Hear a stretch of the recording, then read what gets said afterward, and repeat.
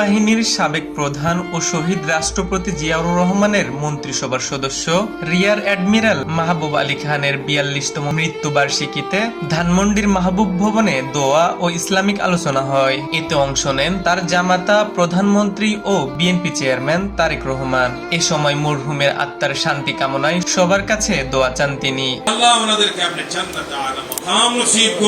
ইসলামী আলোচনায় অংশ নেন ওলামা মাশায়েখ সহ ইসলামী চিন্তাবিদরা।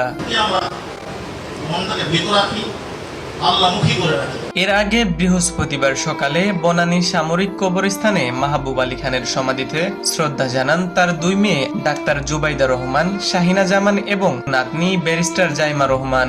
মরহুমের আত্মার মাগফিরাত কামনায় দোয়া ও মোনাজাত করা হয়। পরিবারের উদ্যোগে প্রয়াত মাহবুব আলী খানের সিলেটের দক্ষিণ সুরমার বিরাহিমপুর গ্রামে অনুষ্ঠিত হয় দোয়া ও মিলাদ মাহফিল। এদিন বাদজোহর নগরীর হযরত শাহজালাল রহমতুল্লাহি আলাইহি দরগা মসজিদেও দোয়া মাহফিল ও আলোচনা হয়। আলোচনায় বক্তারা মরহুম রিয়ার অ্যাডমিরাল মাহবুব আলী খানের দেশের প্রতি অবদান গভীর শ্রদ্ধার সঙ্গে স্মরণ করেন।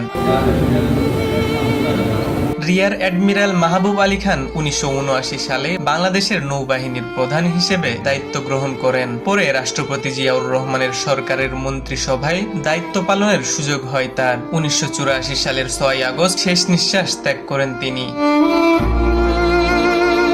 হিমুর Rahman, news Bangla .news, Dhaka multimedia.